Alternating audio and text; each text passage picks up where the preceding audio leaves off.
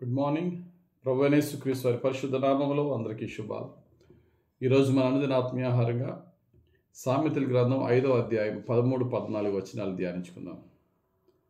నా బోధకుల మాట నేను వినకపోతేని, నా ఉపదేశకులకు నేను చెవియొగ్గలేదు. నేను సమాజ సంఘముల మధ్య నుండినను ప్రతి విధమైన దౌష్ట్యమునకు లోబడుటకు కొంచెమే ఎడమాయను అని నీవు చెప్పుకొనుచు మూలుగుచూ ఉందువు. మహాజ్ఞాని సొలొమోను చెప్తున్న మాటలు ఏంటంటే, నువ్వు చేస్తున్న తప్పును బట్టి నిన్ను గద్దించి ఖండించి నీకు బుద్ధి చెప్పేవారు అనేక మంది ఉన్నప్పటికీ, వారు చెప్తున్నప్పుడు నువ్వు చాలా ఎటకారంగా తీసుకుని, చాలా లైట్గా తీసుకుని, ఆ మాటలు నువ్వు ఏమాత్రము కూడా, అది అమ్మ అవ్వచ్చు, నాన్న అవ్వచ్చు, దైవ సేవకుడు అవ్వచ్చు, ఒక పెద్ద అవ్వచ్చు, ఒక బ్రదర్ అవ్వచ్చు, సిస్టర్ అవ్వచ్చు, ఒక ఫ్రెండ్ అవ్వచ్చు, ఎవరైనా సరే నేను కరెక్ట్ చేసినప్పుడు ఆ కరెక్షన్ నువ్వు తీసుకోలేదు, వాళ్ళని తోలనాడి లేక వాళ్ళు ఇస్తున్న కరెక్షన్ని నువ్వు ఏమాత్రం గద్దింపు నువ్వు తీసుకోలేదు.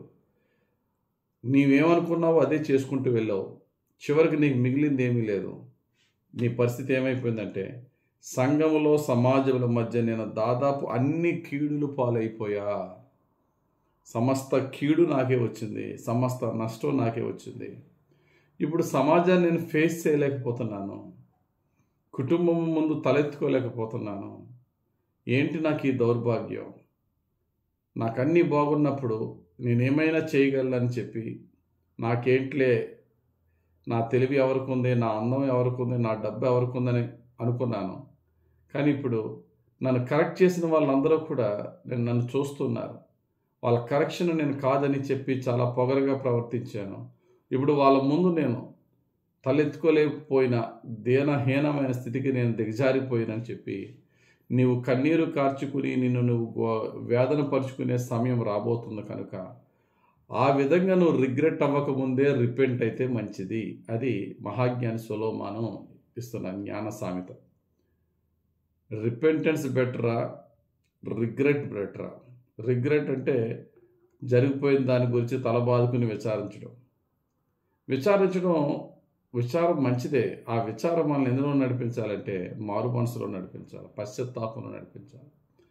పశ్చాత్తాపంతో కూడిన జీవితంలో మనం కావాలా, లేక జరిగిపోయిన దాన్ని విచారించి దాని గురించి బాధపడడం కావాలంటే, విచారం మనల్ని ఏం చేస్తుందంటే ఇంకా కృంగిపోయేలా చేస్తుంది, ఇంకా వెనక్కి లాగుతుంది.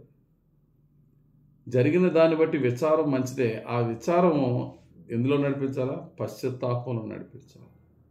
అందుకనే పౌలు భక్తుడు అంటాడు, కొరింథీయులకు రాసిన 2వ పత్రిక 7వ అధ్యాయం 10వ వచనంలో, దైవ చిత్తానుసారమైన దుఃఖము రక్షణార్థమైన మారు మనసును కలుగుజేయును.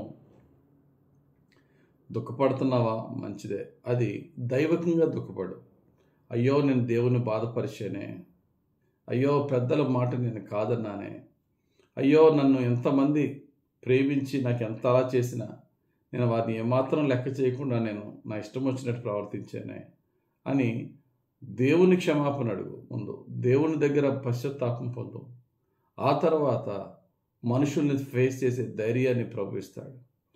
దైవ చిత్తానుసారమైన దుఃఖం అన్నారు. దుఃఖాలన్నీ లోకానుసారమైన దుఃఖాలు ఉంటాయి. ఆ లోకానుసారమైన దుఃఖం ఏం చేస్తుందంటే మరణానికి దారి తీస్తుంది.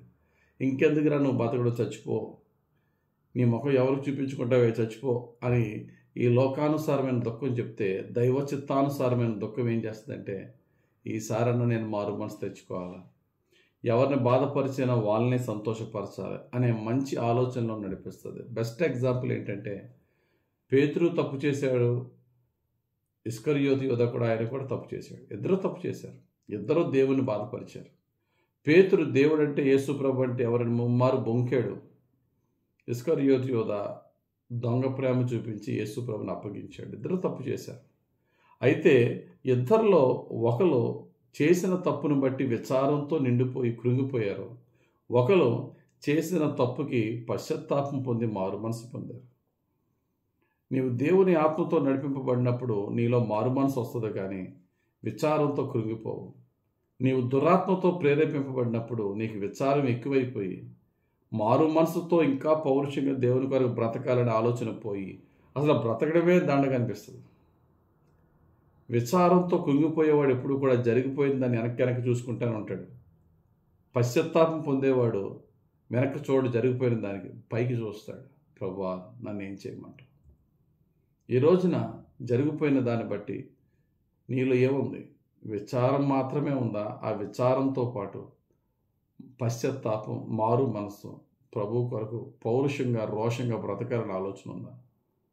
ముందుగా ఎవరిని గద్దించినప్పుడు ఆ గద్దెపు మేలుకుంటే ఈ పరిస్థితి రాదు మనకి. కాబట్టి ఎప్పుడు కూడా మన స్వబుద్ధిని ఆధారం చేసుకుని, మన బలాన్ని, మన జ్ఞానాన్ని ఆధారం చేసుకుని వెళ్ళొద్దు. వాక్య వెలుగులో వెళ్దాం. దేవుడు అవలోకల ద్వారా కరెక్షన్ పంపించినప్పుడు, గద్దింపు పంపించినప్పుడు లోబడదాం, సరి చేసుకుందాం. లేకపోతే తర్వాత ఇలాగే విచారించవలసి వస్తుంది. ఆ విచారంతో కృంగిపోయే పరిస్థితి వస్తుంది.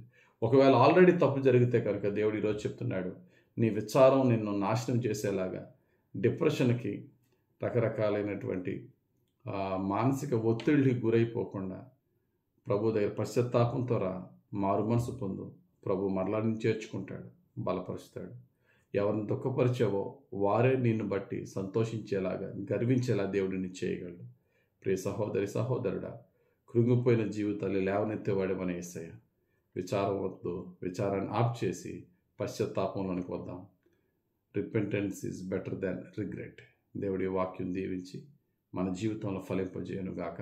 ఆమె పరిశుద్ధుడా, ప్రేమ కలిగిన తండ్రి, మా జీవితాల్లో ఎన్నో పొరపాట్లు, ఎన్నో తప్పులు, ఎన్నో పాపములు చేసిన వారమే. చేసిన పాపములను జ్ఞాపకం చేసుకుని విచారంతో కృంగిపోయే కంటే దైవ చిత్తానుసారమైన దుఃఖంగా మార్చుకుని నీ పాదాలు పట్టి మారు మనసు పొంది నీ ప్రేమను, నీ కృపను పొందుకుని నీ పరిశుద్ధాత్మ సహాయంతో విచారాన్ని జయించుటకును, పాపాన్ని జయించుటకును, ఏ క్రియతో నిన్ను బాధపరిచి ప్రజలను బాధపరిచేమో మారు మనసు పొందిన, పశ్చాత్తాపం పొందిన క్రియలతో నిన్ను మహిమపరిచి, నిన్ను సంతోషపరిచి, ప్రజలు గర్వించే విధంగా మేము జీవించే భాగ్యం మాకు దయచేయండి. నీకు బహు నమ్మకమైన ప్రియ బిడ్డలుగా మేము జీవించుటకు ప్రతి విషయంలోనూ నీ యొక్క కృప, నీ పరిశుద్ధాత్మ శక్తి మాకు ఇచ్చి మమ్మల్ని రక్షించి కాపాడి దీవించమని యేసుక్రీస్తు వారి పరిశుద్ధ నామములో ప్రార్థించి వేడుకొంచున్నాం తండ్రి. ఆమె తండ్రి, కుమార, పరిశుద్ధాత్మ దేవుని త్రియేక దీవెనలు ఇప్పుడు ఎల్లప్పుడూ మనకు తోడుని నడిపించి దీవించును గాక. ఆమె. God bless you. Have a very blessed day.